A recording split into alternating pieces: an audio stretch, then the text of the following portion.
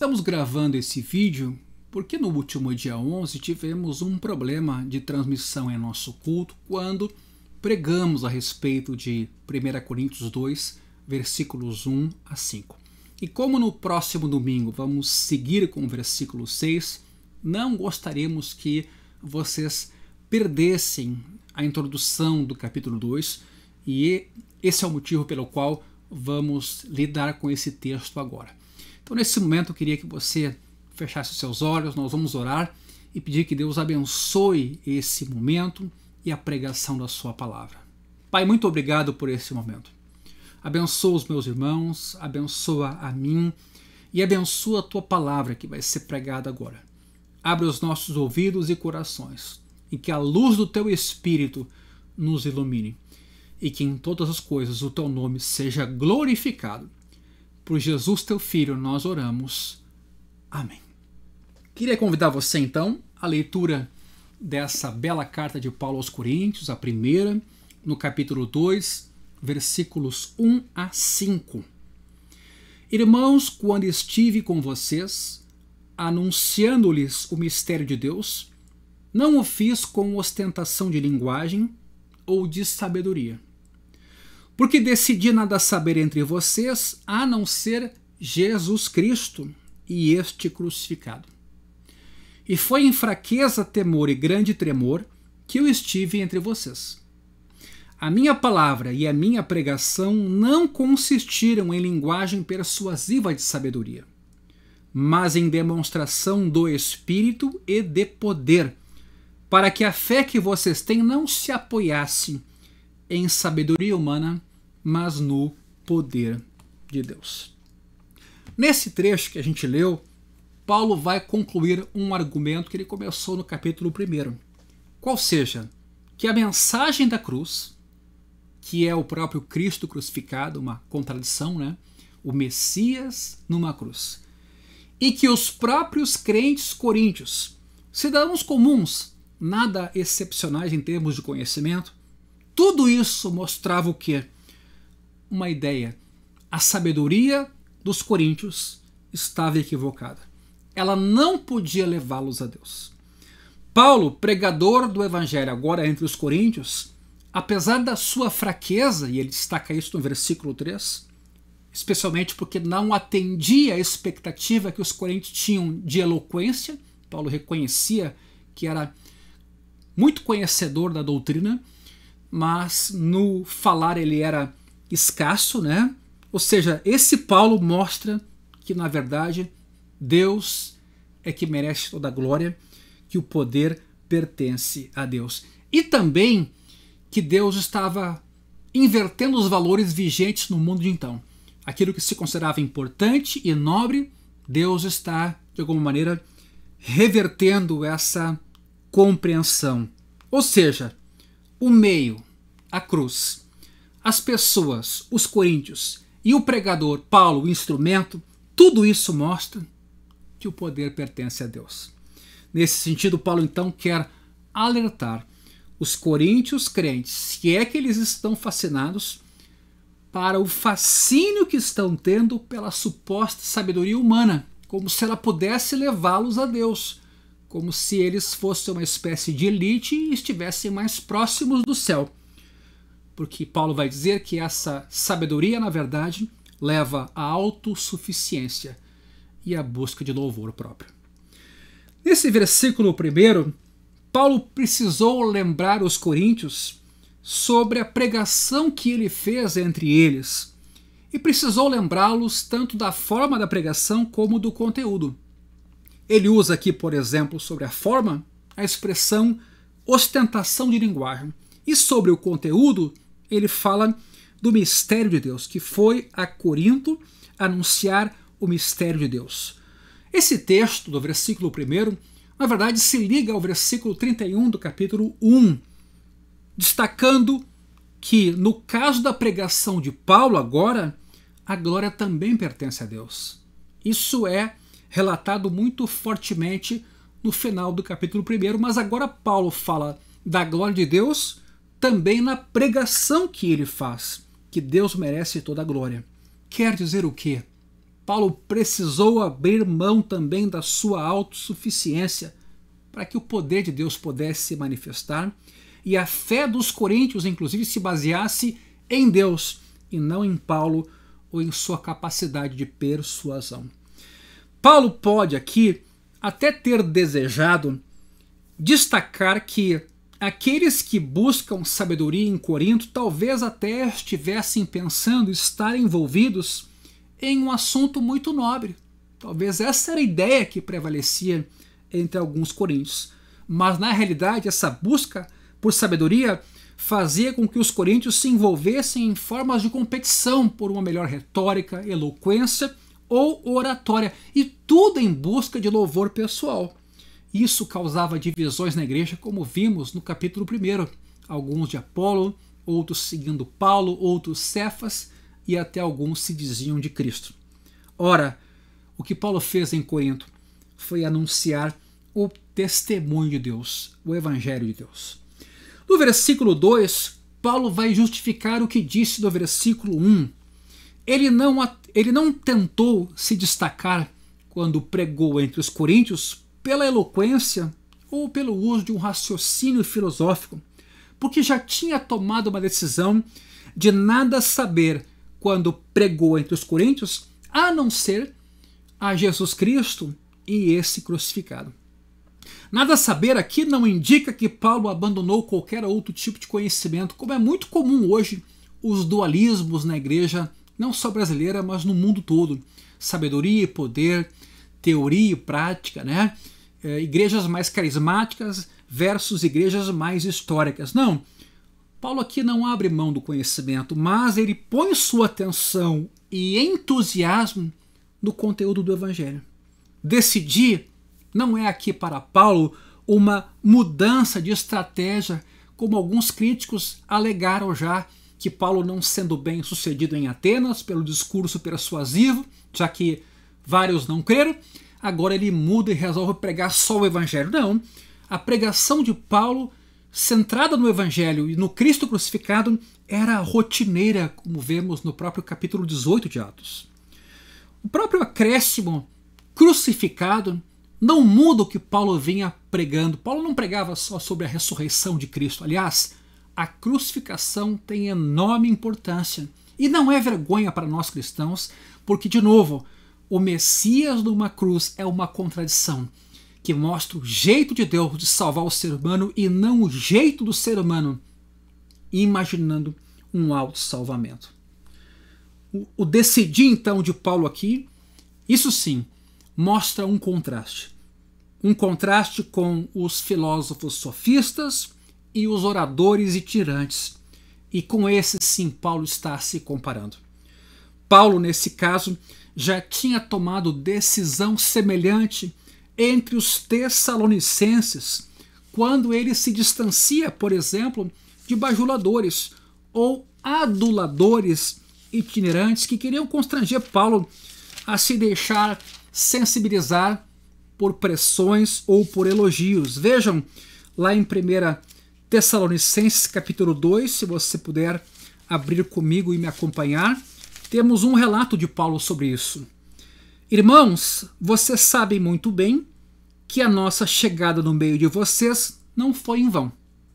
Pelo contrário, apesar de maltratados e insultados em Filipos, como vocês sabem, tivemos ousada confiança em nosso Deus, para anunciar a vocês o Evangelho de Deus. Eu gosto muito dessa expressão.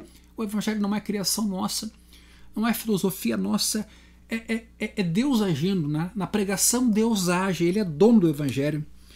E nesse sentido, então, em meio a muita luta, pois a nossa exortação não procede de erro ou de intenções impuras, nem se baseia no engano.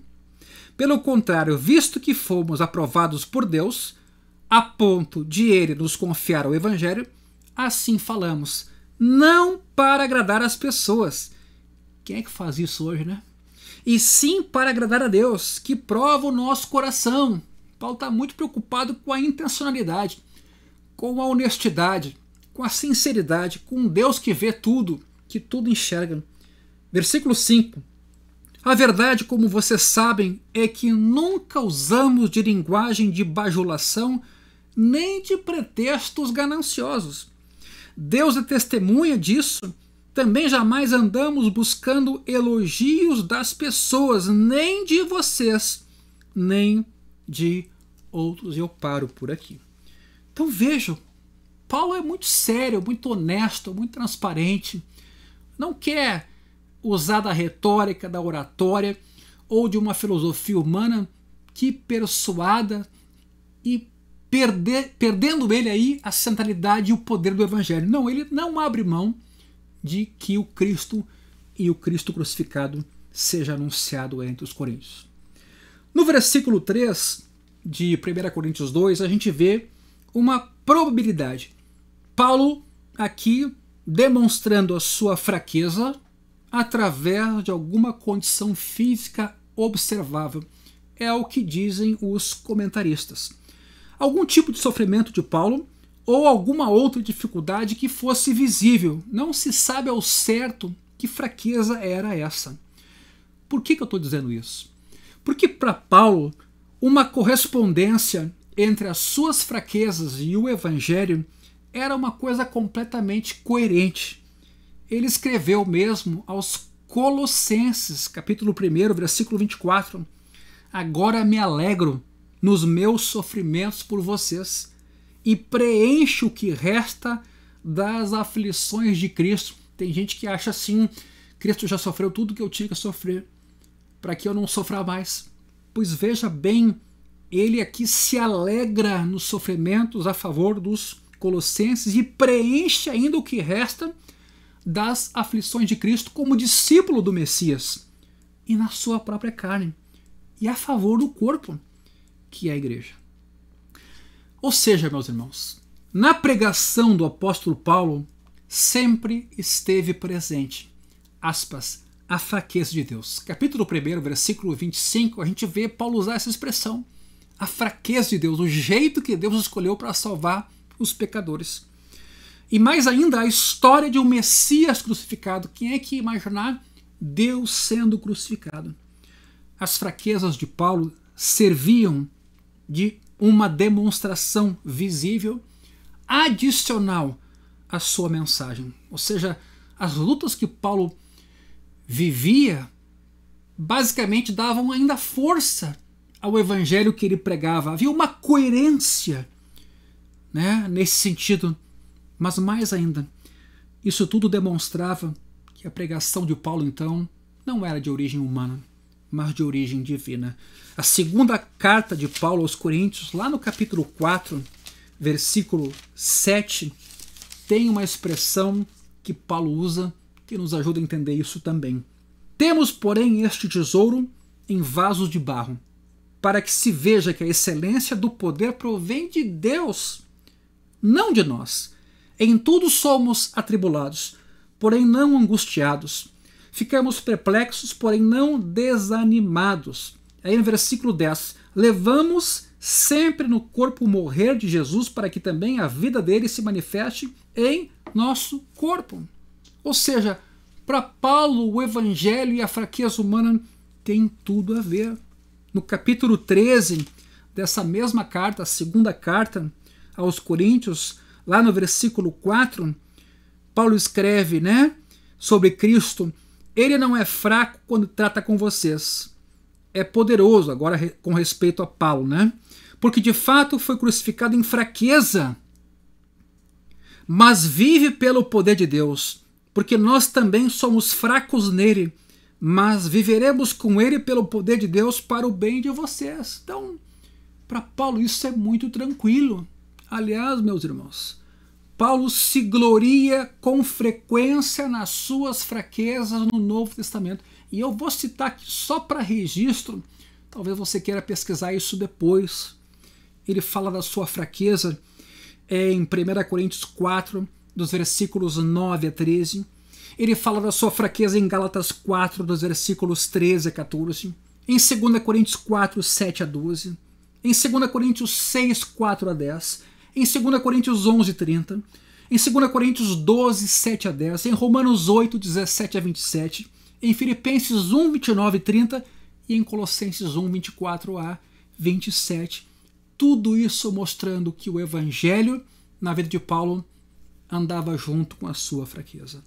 Não porque Paulo tivesse prazer com problemas de saúde, meus irmãos, mas porque essas fraquezas indicavam de forma segura que o poder pertencia a Deus e não era de Paulo.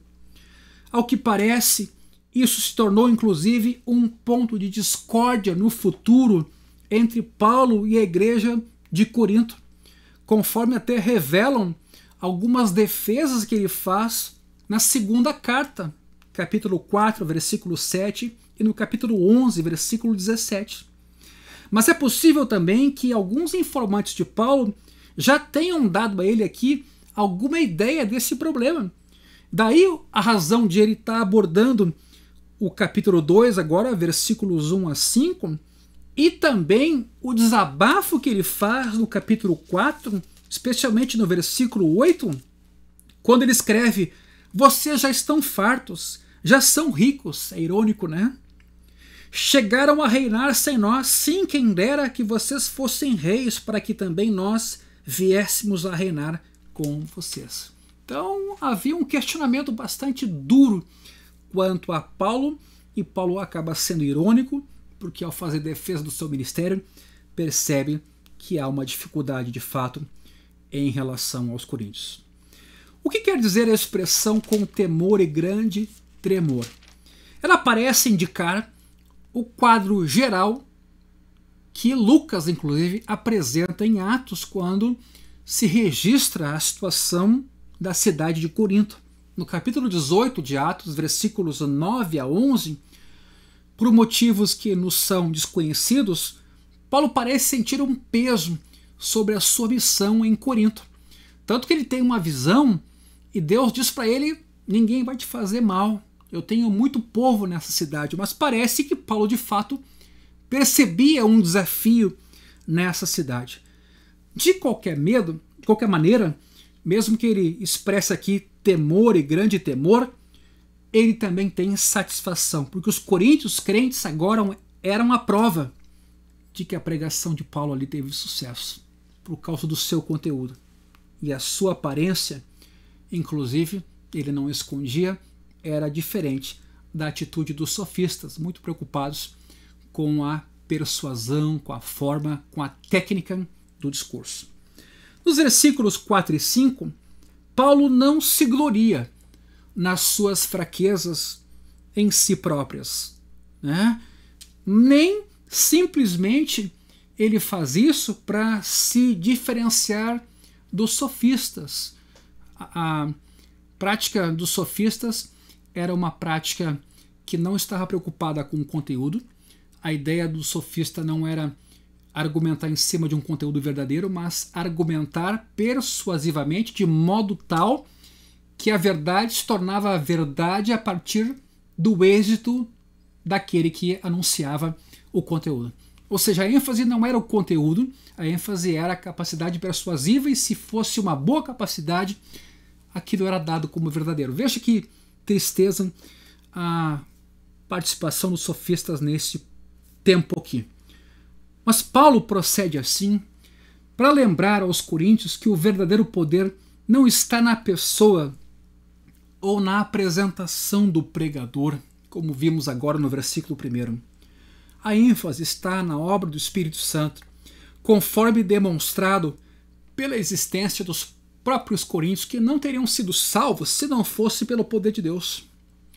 A expressão aqui logos ou querigma, né, que é palavra e pregação, vão se referir nesse versículo 4 ao conteúdo e à forma que Paulo usa para anunciar o conteúdo. De propósito, Paulo evita aqui justamente aquilo que fascinava os coríntios, que era a linguagem persuasiva de sabedoria. Nem por isso faltou persuasão a Paulo, é bom dizer. O que faltou foi o tipo de persuasão dos sofistas e dos retóricos, onde o poder estava na pessoa e na apresentação que se fazia. A pregação de Paulo, ao contrário, era a respeito do Evangelho e era o Evangelho, e por isso ela gerou fé na vida dos coríntios.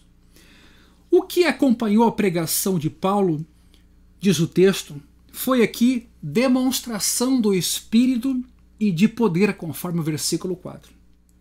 Veja bem, na retórica grega, a palavra apodeixei era um termo técnico para uma conclusão convincente a que se chega com base em boas premissas.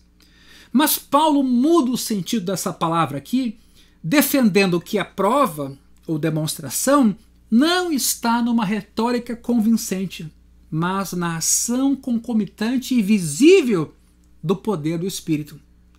Será que Paulo, ao falar agora aqui de um suposto sinal ou poder do Espírito, está tentando reconstruir aquilo que estava derrubando? Quer dizer, será que ele agora esquece da sua fraqueza e dá a entender que sinais visíveis é que levaram os coríntios a crer? Onde fica a fraqueza de Paulo e a loucura da pregação? Dificilmente nesse texto Paulo aqui é incoerente. O contexto deixa claro aqui a intenção de Paulo. Ainda que ele fosse fraco e que faltasse retórica ou sabedoria à sua pregação, o próprio fato dos coríntios terem vindo à fé demonstrava que não faltava poder ao Evangelho, do qual Paulo foi tão somente um instrumento. Assim, em acordo com a mensagem em si, conforme mostrada no capítulo 1, a loucura da pregação, Paulo exibe a fraqueza de Deus em sua pregação. Só que essa fraqueza de Deus é mais forte do que a força humana. Capítulo 1, versículo 25. O que não se sabe com certeza é a que demonstração específica Paulo poderia estar se referindo aqui. Demonstração do Espírito e de poder. O que se sabe é que falar do Espírito é falar de poder. Isso a gente vê em Romanos capítulo 15, versículos 13 e 19. É possível, embora improvável por causa do contexto de fraqueza, que essa demonstração de espírito e de poder reflita sinais e maravilhas que Paulo já menciona na sua segunda carta, quando fala das credenciais do apostolado, capítulo 12, versículo 12. Embora nesse mesmo capítulo Paulo também vai dizer que quando ele é fraco, Deus é forte nele, né? Mas o mais provável aqui no capítulo 2 é que esse poder do Espírito, essa demonstração, seja a própria conversão dos coríntios, que aconteceu junto com o derramar do Espírito, que até pode ter se manifestado em dons do Espírito, inclusive o dom de línguas, como era muito comum nesta cidade. Ou seja, a demonstração aqui desse versículo 4 não está em provas externas que Paulo então quer reunir contra a sabedoria dos filósofos ou da retórica, mas sim a demonstração está nos próprios coríntios salvos, na existência e na experiência que tiveram mediante o Espírito quando responderam à mensagem do Evangelho. Meus irmãos, essa é a primeira menção específica que Paulo faz ao Espírito na primeira carta aos Coríntios. Para alguns arrogantes que Paulo vai nomear nessa sua carta e que se opuseram a ele em Corinto, isso está no capítulo 4, versículo 18, veja bem, alguns de vocês se encheram de orgulho como se eu não fosse mais visitá-los. Para esses caras, o Espírito significava tão somente o dom de línguas. Significava, por exemplo, que os coríntios tinham chegado a uma suposta excelência de sabedoria. Ou significava que tinham entrado em uma nova existência que, sem relação alguma com uma mudança de comportamento, levava esses coríntios crentes acima da existência simplesmente terrena. Uma espécie de atitude muito mística, dissociada de comportamento, de mudança de atitude. Por outro lado, para Paulo, meus irmãos. Espírito aqui, sim, até inclui falas inspiradas, desde que elas edifiquem. Embora para Paulo a ênfase aqui está no poder do Espírito, poder de transformar vidas, de revelar sabedoria secreta, como vamos ver no próximo domingo, a partir do versículo 6 do capítulo 2. Ou também poder de capacitar Paulo para ministrar em fraqueza, como a gente vê no capítulo 4, versículos 9 a 13.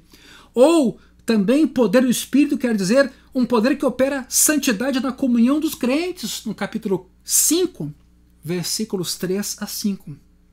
Em outras palavras, o propósito da vinda do Espírito não era elevar alguém acima da era presente como se fosse um lunático, mas capacitar o crente a viver neste plano de uma forma vitoriosa, mediante o poder do Espírito Santo.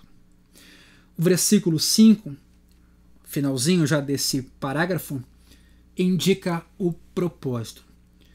Paulo aqui retoma o argumento que começou no capítulo 1, versículo 18.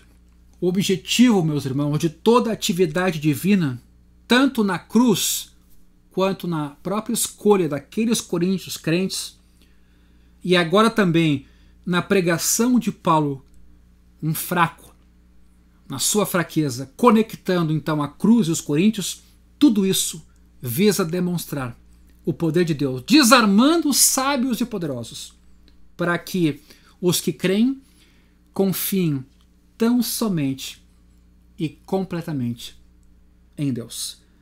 De modo que, assim como a citação de Jeremias, no versículo 31 do capítulo 1, está bem evidente aqui, e ela conclui com essa bela citação, o versículo 31 conclui com essa citação, agora aqui, o versículo 5 conclui com essa citação, para que a fé que vocês têm não se apoiasse em sabedoria humana, mas no poder de Deus. O sentido aqui não é sugerir que a fé se baseia em evidências, como é muito comum a gente ver sendo pregado. Não faria sentido, porque Paulo falou do evangelho em meio a fraquezas.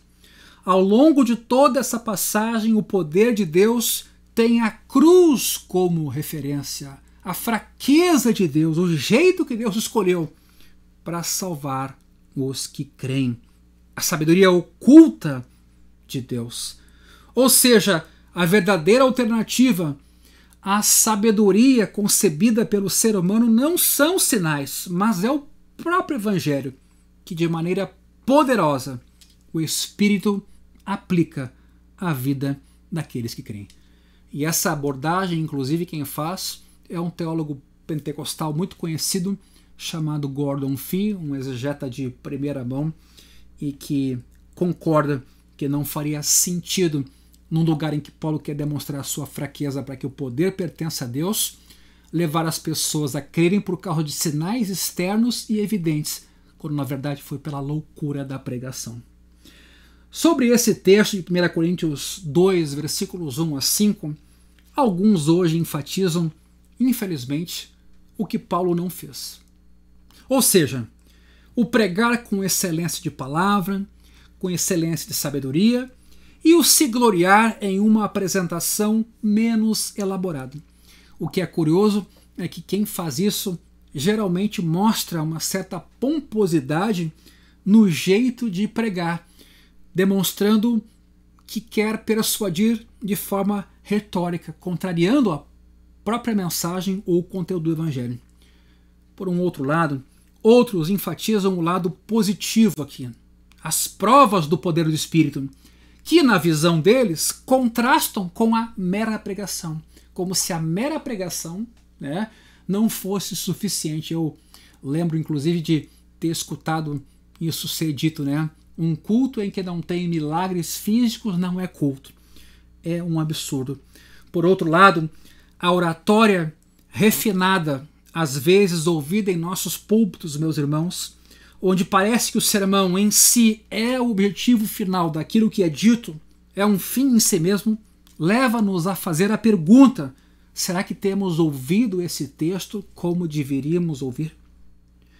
A mensagem de Paulo precisa de uma nova oportunidade de ser ouvida. O que ele está rejeitando aqui não é a pregação. E também não é a pregação persuasiva, mas em vez disso, o que Paulo rejeita é o perigo de toda a pregação, a autossuficiência. O perigo está sempre em deixar que a forma ou o conteúdo interfiram naquilo que deve ser a preocupação maior. O evangelho proclamado em meio à fraqueza humana, mas acompanhado pela obra poderosa do Espírito, para que as vidas sejam transformadas mediante um encontro divino e humano. Então eu deixo esse breve sermão com vocês. Nós vamos dar a sequência no próximo domingo a respeito deste assunto, mas fica aqui essa reflexão. Vivemos muitas vezes um dualismo entre igrejas mais carismáticas e igrejas mais históricas. As carismáticas enfatizando muito o poder, as evidências, os sinais. As igrejas mais históricas enfatizando muitas vezes a retórica, a oratória, o preparo do sermão. E, na verdade, as duas têm verdades a nos apresentar e com as quais contribuir. O poder pertence a Deus. Isso não quer dizer que um pregador não deva se preparar e se esforçar para dar as razões da fé que há nele, mas ele precisa saber que o poder pertence a Deus, que o evangelho é que salva e que nós temos o privilégio, em meio às nossas fraquezas, de ver Deus agir e ser glorificado. Eu queria, antes de finalizar, orar com cada um de vocês. Pai, eu peço que essa palavra trabalhe com as nossas mentes e os nossos corações, que ela vá fundo no nosso espírito, que ela nos anime e fortaleça, para que teu nome seja sempre glorificado, em meio a fraquezas, as quais nós não escondemos, Senhor, que o teu nome seja sempre glorificado. Capacita-nos e fortalece-nos, e que possamos dar testemunho cada vez mais evidente do teu poder, tudo para a glória do teu nome. Obrigado, em nome de Jesus. Amém. Que Deus abençoe muito a sua vida.